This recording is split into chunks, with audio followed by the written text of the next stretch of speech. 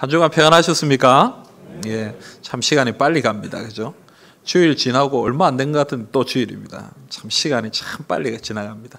여러분, 우리에게 주신 이 시간을 귀하게 사용하시기를 간절히 바랍니다. 지금 몇 주간 우리가 살펴보고 있는 주제가 있습니다. 복음에 합당한 삶. 바울은 이 빌립보 교회 성도들에게 이 복음에 합당한 삶을 살아라 이렇게 권면했습니다. 복음에 합당한 삶이 뭡니까? 첫째는 복음의 대적자들을 두려워하지 말고 복음을 위하여 맞서 싸우라 라는 것이 첫 번째입니다. 두 번째는 무엇입니까? 한 마음과 한 뜻이 되어서 복음을 위하여 하나가 되어라. 그 얘기를 하는 것입니다. 그래서 오늘 우리가 읽은 말씀을 보면 이 하나됨에 대해서 조금 더 깊은 이야기를 우리에게 주고 있습니다. 여러분, 사도 바울이 왜 이 빌립보 교회 성도들을 향해서 이 하나가 되는 것에 대해서 이렇게 강조하는 것일까요? 자꾸 이 하나됨에 대해서 이야기하는 이유가 무엇일까? 그것은 우리가 잘 압니다. 왜 그렇습니까? 빌립보 교회 안에 분열의 모습이 있었기 때문에 그렇습니다. 서로 나누어져 있었기 때문에 바울은 그들로 하여금 하나가 되어라 라고 강조하는 것입니다. 또한 바울은 이 하나 되는 것을 강조함에 있어서 특별히 이 마음을 굉장히 중요하게 이야기합니다.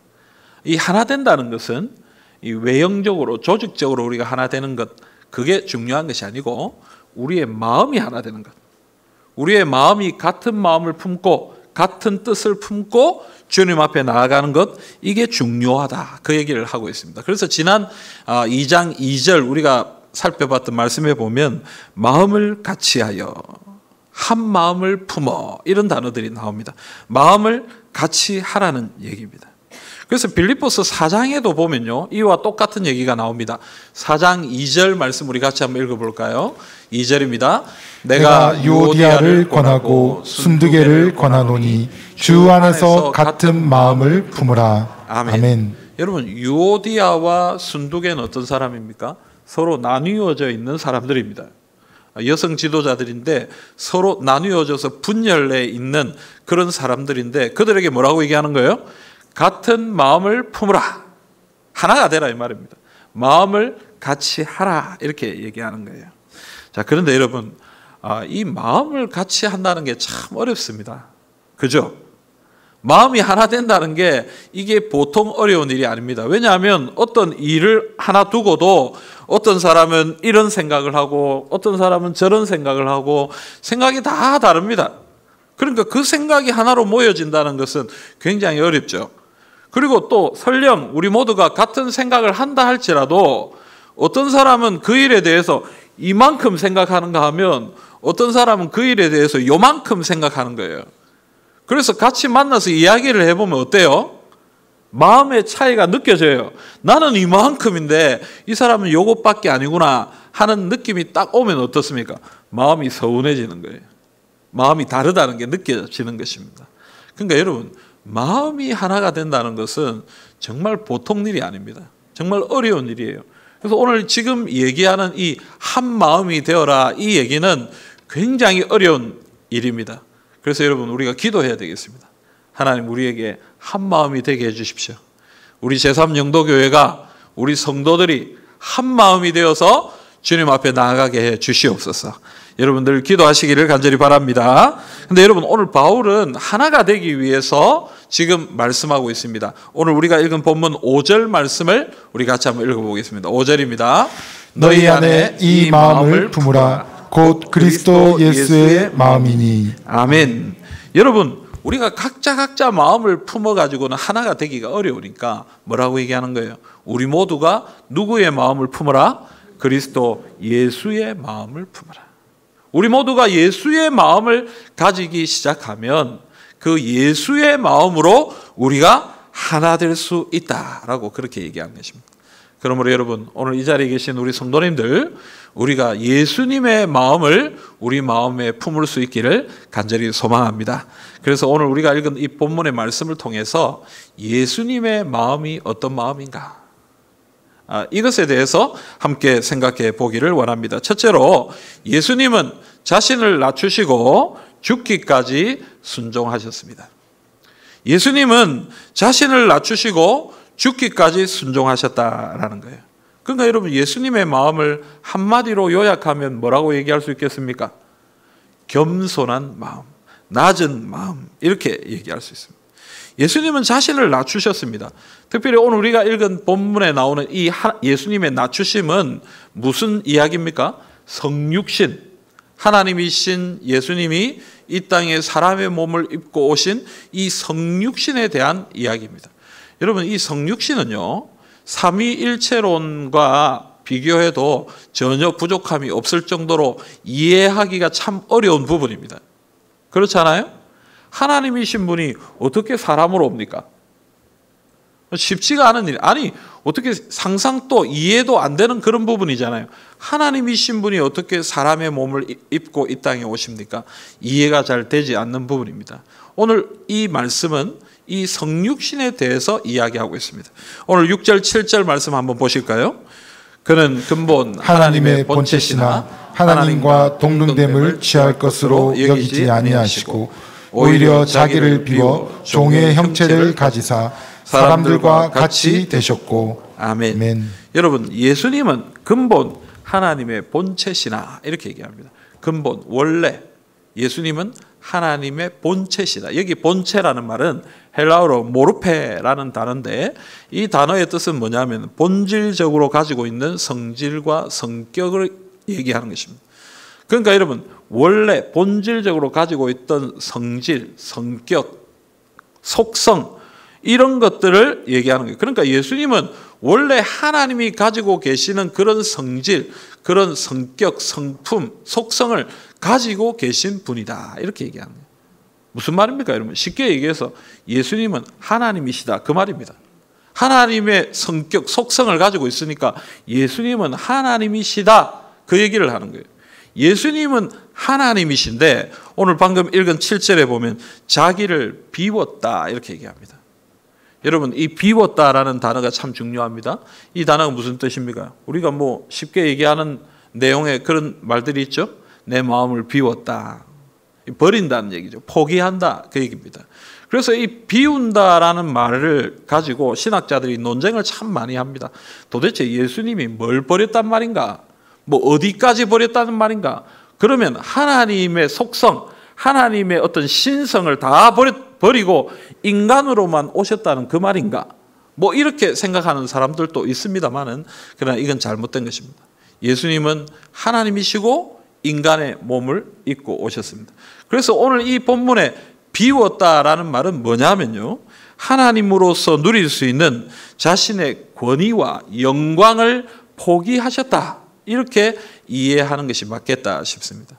하나님으로서 누려야 될 그 권리와 권위와 영광을 다 포기하시고 예수님은 이 땅에 종의 형체를 가지고 사람이 되셔서 오셨다라는 것입니다. 예전에 기사를 읽었는데 그런 기사가 있더라고요. 한 대기업의 회장님 자제분이 회사의 저 평사원으로부터 일을 시작했다는 거예요. 사람들이 몰랐대요. 그 사람이 회장님의 자제라는 걸 모르고 그냥 일반적인 사람인 줄 알고 그냥 같이 지냈다는 거예요. 나중에 보니까 회장님의 자녀라는 것을 알게 됐다. 여러분 참 대단한 것이죠. 회장의 아들이고 딸이면 뭔가 자기가 누리고 자기가 얻을 것이 좀 있지 않겠습니까? 그러나 그거 다 내려놓고 맨 마지막 평범한 그 평사원의 그 자리에서부터 시작했다. 그 대단한 일이다. 이렇게 칭찬해 줄만 합니다. 하지만 여러분 뭐 그건요 조금 차이가 있다 하더라도 사람과 사람의 일입니다. 그냥 사람이 조금 위치가 다른 자리에 서 있었던 것 뿐입니다. 그냥 조금 그 정도의 변화입니다. 그러나 예수님이 이 땅에 오신 것은 그런 것과 비교할 수 없는 것이에요. 왜냐하면 예수님은 하나님이시잖아요. 하나님은 이 땅을 창조하시고 이 땅을 주관하시는 분인데 그 창조주이신 하나님께서 사람의 몸을 입고 여기에 왔다. 성육신 하셨다. 이것은 여러분 우리가 상상할 수도 없고 이해할 수도 없는 낮아짐이고 겸손인 것입니다. 예수님이 말하는 겸손이라는 것은 예수님이 말하는 이 낮아짐이라는 것은 우리가 우리 자신을 조금 낮추고 좀 겸손하게 다른 사람들보다 내가 조금 못하다라고 생각하는 그런 정도의 겸손이나 낮아짐이 아니고요.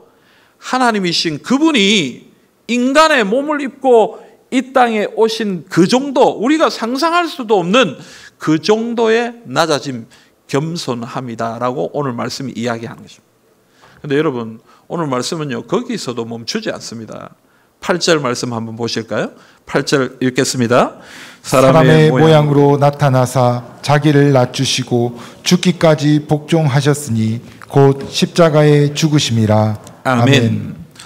여러분, 사람의 모양으로 나타나신 것만 해도 이건 보통 우리가 상상할 수 없는 그런 낮아짐인데도 불구하고 오늘 말씀 뭐라고 얘기합니까?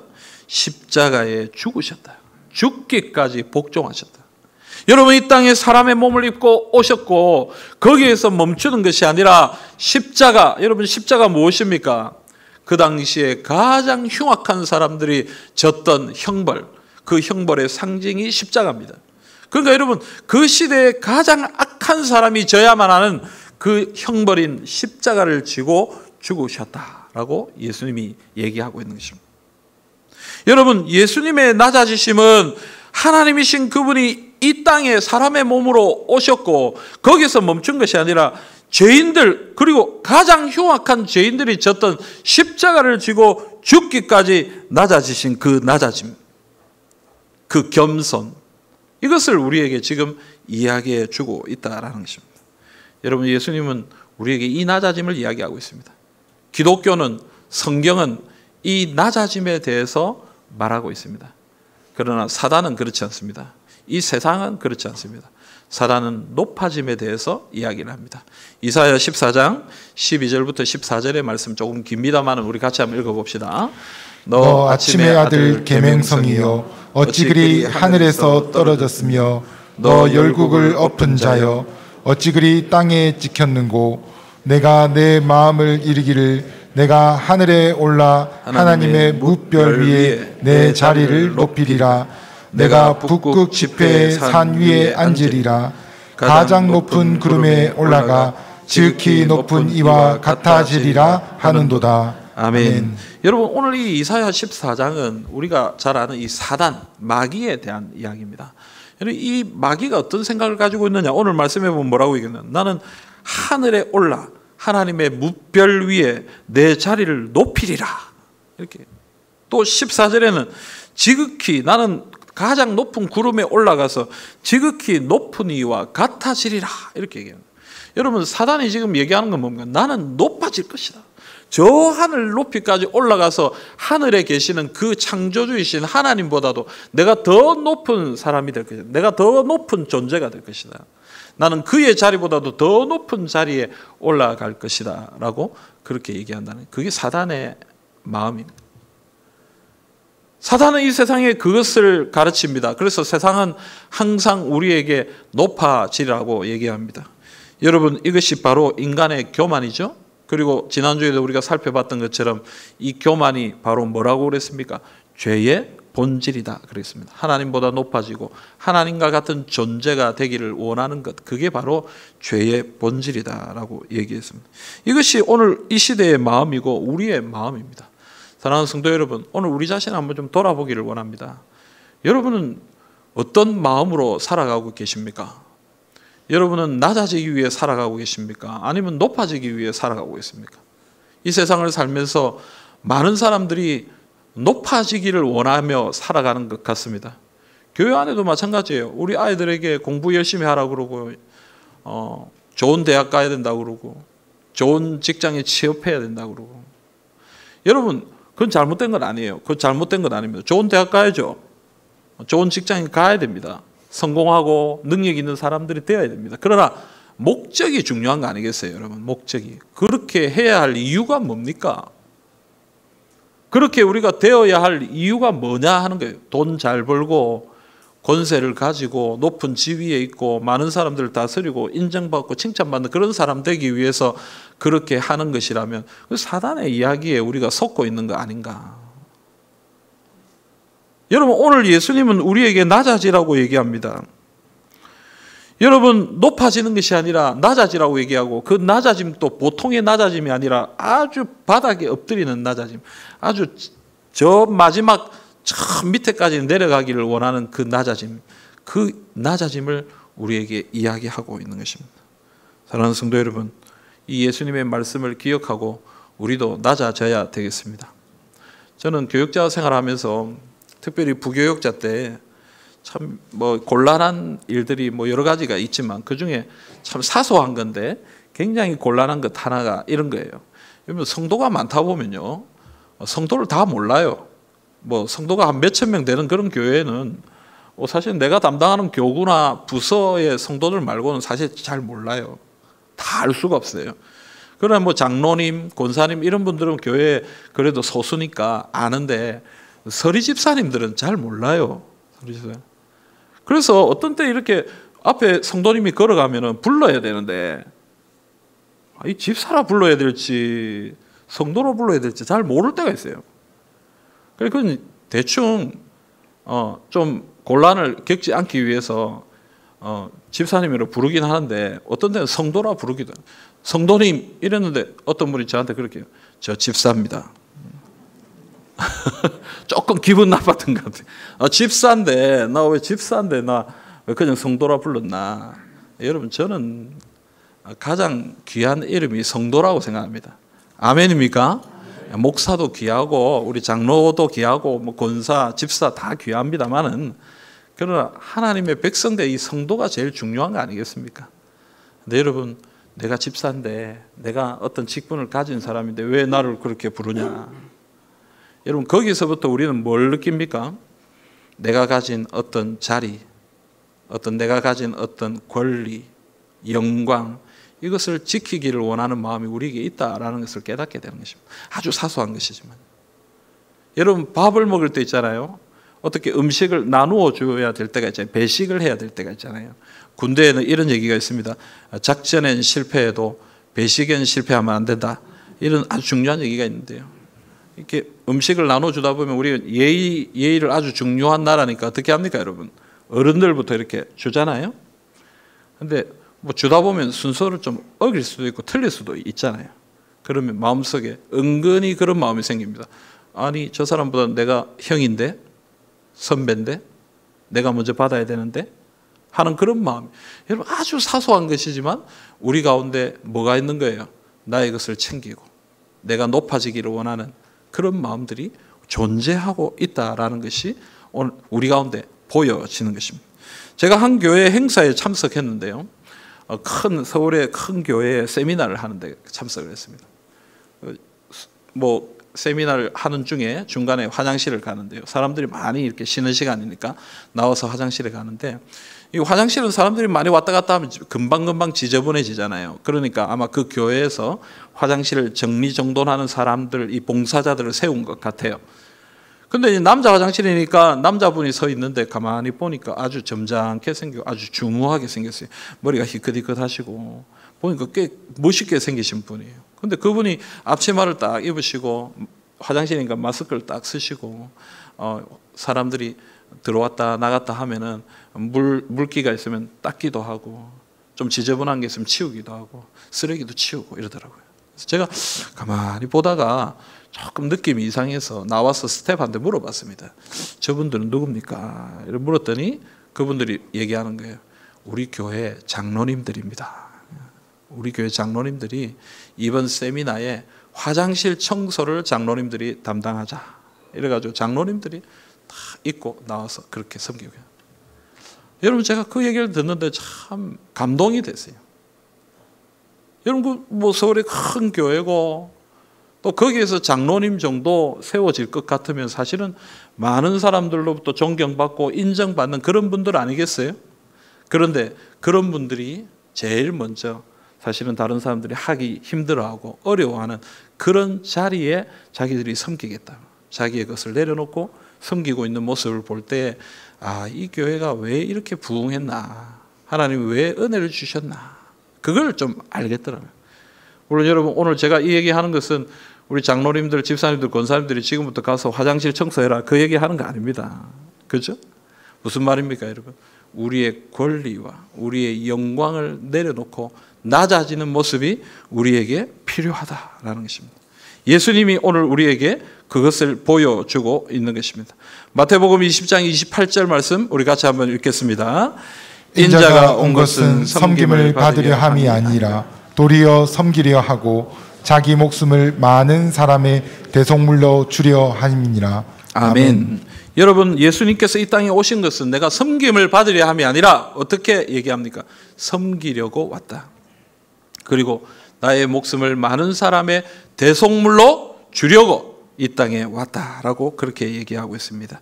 사랑하는 성도 여러분, 예수님이 우리에게 보여주신 이 낮아짐의 모습, 이 겸손한 모습 여러분 기억하시고 우리도 예수님처럼 겸손한 모습으로 섬기는 주님의 백성들이 다 되시기를 간절히 바랍니다.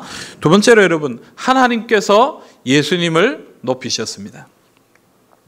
오늘 말씀은요, 대단히 놀라운 역사를 우리에게 보여주고 있습니다. 예수님은 자신을 낮추시고 그리고 죽기까지 순종하셨습니다. 그런데 그 당시에 이 빌립보 교회가 세워졌던 이 바울이 사역하던 이 시대에 그 당시에 영웅이나 왕이나 주, 큐리어스라고 말하는 이 주님이라고 말하는 그런 존재들은 어떤 존재들이었냐면 힘이 있고 능력이 있고 싸움에 나가면 승리하고 백성들을 다스리고 지배하는 그런 사람들이었습니다. 여러분, 오늘 이 빌립보가 어떤 지역입니까? 전에 제가 설명했지만 로마의 내전을 종식시켰던 이 옥타비아누스라는 사람이 이 빌립보에 자기와 함께 싸웠던 그 군인들을 살게 함을 통해서 빌립보가 로마 시민권을 가지고 로마 시민과 같은 대우를 받는 그런 동네가 마을이 되었다, 그렇게 얘기했습니다.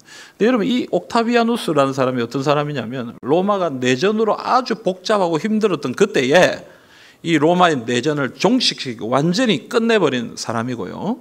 이 사람은 로마를 참 잘 다스렸습니다. 그래서 이 사람이 로마를 다스릴 때 로마가 너무 평화롭고 아름답고 그랬기 때문에 우리가 자주 영화나 이런 데 보면 팍스 로마나라는 말을 하는데 로마의 평화, 이 평화 시대. 그래서 사람들이 이 황제를 이름을 붙였는데 뭐라고 붙였냐? 아우구스투스라는 이름을 붙였습니다. 이 이름의 뜻이 뭐냐면 존엄한 자, 가장 존귀하고 존엄한 자다, 이런 의미가 있어요. 그러니까 여러분, 이 황제라는 사람, 이 왕이라는 사람은 어떤 사람입니까? 싸움에 나가서 이기고 사람들을 지배하고 다스리고 능력 있는 그런 사람들이 신과 같은 존재요, 왕의 자리에 서 있었던 것입니다. 그러나 여러분, 이런 사람들과 예수님을 비교해 보면 어떻습니까? 예수님은 그런 능력이 보이지 않습니다. 왜요? 이 땅에 아주 연약한 사람의 몸으로 왔고요, 그리고 죄인들이나 지는 십자가 지고 십자가에서 죽었기 때문에 그 예수님의 모습은 너무나 보잘것이 없고요, 너무나 연약한 모습이 아닐 수 없는 것입니다. 하지만 오늘 말씀을 보면 어떻습니까? 그런 연약한 예수님을 하나님은 높이셨습니다. 사람들은 인정하지 않고 사람들은 아무 가치도 없다고 얘기하는 그런 예수님을 하나님은 어떻게 하셨습니까? 높이 올리셨다라고 그렇게 얘기하고 있는 것입니다. 9절부터 11절까지 우리 말씀을 같이 한번 보겠습니다. 9절부터 11절입니다. 이러므로 하나님이 그를 지극히 높여 모든 이름 위에 뛰어난 이름을 주사 하늘에 있는 자들과 땅에 있는 자들과 땅 아래에 있는 자들로 모든 무릎을 예수의 이름에 꿇게 하시고 모든 입으로 예수 그리스도를 주라 시인하여 하나님 아버지께 영광을 돌리게 하셨느니라. 아멘. 여러분, 9절은 이러므로라고 시작합니다. 여러분, 이러므로, 이 말은 결과를 얘기하는 것이죠. 예수님께서 사람의 몸을 입고 이 땅에 오셔서 죽기까지 복종하셨기 때문에 하나님은 예수님을 높이셨다. 어떻게 높이셨습니까?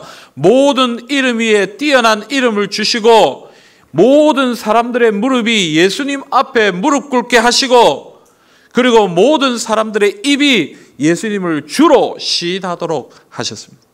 하나님은 예수님을 그렇게 높여주셨다라고 얘기하는 것입니다. 여러분, 이것이 하나님의 역설입니다. 예수님은 죽기까지 낮아지셨는데 하나님이 그를 높이십니다. 예수님은 제자들에게 이 하나님 나라의 방법을 가르쳐 주십니다. 낮아져야 높아지는 그 하나님 나라의 방법을 계속해서 가르쳐 주셨던 것입니다. 마태복음 23장을 보면 예수님이 서기관과 바리새인들에 대해서 이야기하는 장면이 나오는데요.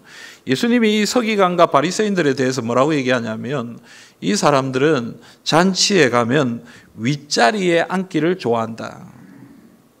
회당에 가면 높은 자리에 앉기를 좋아하는 사람이다. 시장에 가면 문안받기를 좋아하는 사람이다. 사람들이 자기한테 인사하는 걸 좋아한다는 거예요.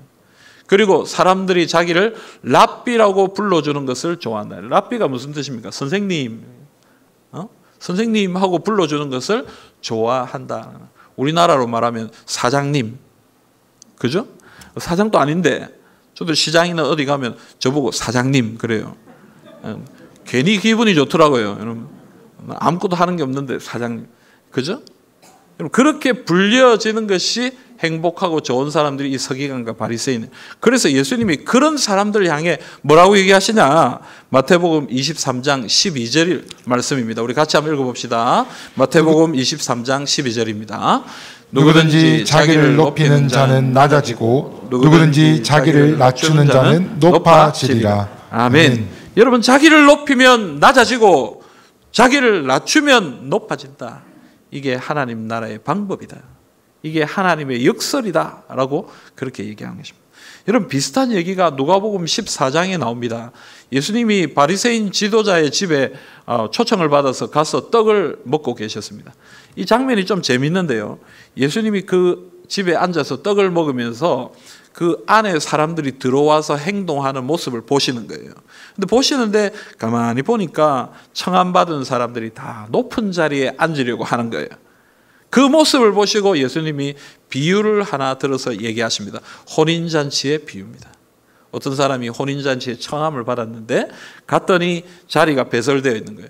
여러분, 자리가 있잖아요, 그죠? 상석도 있고 좀 하석도 있고 좀 그렇잖아요. 그래서 한 사람이 가서 아니, 나 정도면 좀 높은 자리에 앉아도 되지 않겠냐 하고 높은 자리에 앉았는데 어떻게 된 거예요?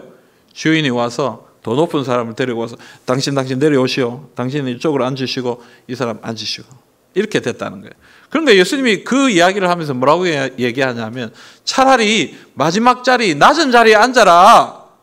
그러면 나중에 주인이 와서 아니 당신 왜 이 낮은 자리에 앉아있냐, 저 높은 자리에 올라가십시오 하고 올라가는 것이 더 큰 영광이 될 것이다. 그렇게 얘기하는 거예요. 여러분, 스스로 높은 자리에 가서 앉으면 어떻게 된다는 거예요? 주인에 의해서 낮은 자리로 떨어지고 스스로 낮은 자리에 앉으면 주인에 의해서 높은 자리로 올라가는 그런 하나님 나라의 방법이, 하나님 나라의 원리가 있다라는 것을 예수님이 말씀해 주고 있는 것입니다. 물론 여러분, 여기서 우리가 생각해야 될 것이 있습니다. 앞서 예수님께서 자신을 낮추시고 죽기까지 순종하신 결과로 하나님께서 그를 높이셨다 그랬습니다. 근데 여러분, 이 결과는 목적이 아닙니다. 예수님은 내가 높아지기 위해 자신을 낮추신 것이 아닙니다. 하나님의 뜻을 따라 구원의 사역을 이루기 위해서 스스로 자기를 낮추시고 죽기까지 복종하셨는데 그 복종하신, 순종하신 그 모습을 보시고 하나님께서 은혜를 주셨다라는 것입니다. 우리도 마찬가지예요. 예수님의 마음을 가지고 하나님을 위하여, 형제 자매들을 위하여 낮은 자리에서 섬기고 낮은 자리에서 희생하고 순종할 때에 하나님이 그 모습을 보시고 그에게 은혜와 능력을 베풀어 주신다라는 것입니다. 그러므로 여러분, 예수님의 마음으로 자신을 낮추고 하나님의 뜻에 순종하십시오. 그런 삶을 살아갈 때에 하나님께서 여러분을 높여주시는 그런 은혜와 능력을 경험하게 될 것입니다. 베드로전서 5장 6절 말씀입니다. 우리 같이 읽읍시다. 그러므로 하나님의 능하신 손 아래에서 겸손하라. 때가 되면 너희를 높이시리라. 아멘. 하나님 앞에서 겸손하십시오. 하나님께서 높여주시는 그 은혜를 사모하십시오. 이런 삶의 모습으로 살 때에 교회는 복음을 위하여 하나가 될 수 있으며 또 교회와 성도는 하나님께서 높여주시는 그런 은혜와 능력을 누리게 될 것입니다. 그러므로 여러분, 이 하나님의 역사를 사모하며 믿음으로 주님 앞에 나아가시기를 간절히 소원합니다. 사랑하는 성도 여러분, 복음에 합당한 삶을 살기 위하여 우리는 예수님의 마음을 품어야 합니다. 예수님은 자신을 낮추고 죽기까지 복종하셨습니다. 겸손히 하나님의 뜻을 따르셨습니다. 그렇게 섬길 때에 하나님께서 예수님을 높여주셨습니다. 오늘 우리에게 주신 이 말씀을 굳게 붙들고 우리도 예수님처럼 겸손히 섬기기를 소원합니다. 그래서 주님을 위해 겸손히 섬길 때에 하나님께서 높여주시는 그런 은혜를 누리시기를 간절히 바랍니다. 오늘 우리에게 주신 이 말씀 굳게 붙들고 겸손히 섬김으로 복음에 합당한 삶을 살아가는 우리 모든 성도님들 다 되시기를 주님의 이름으로 기원합니다. 아멘.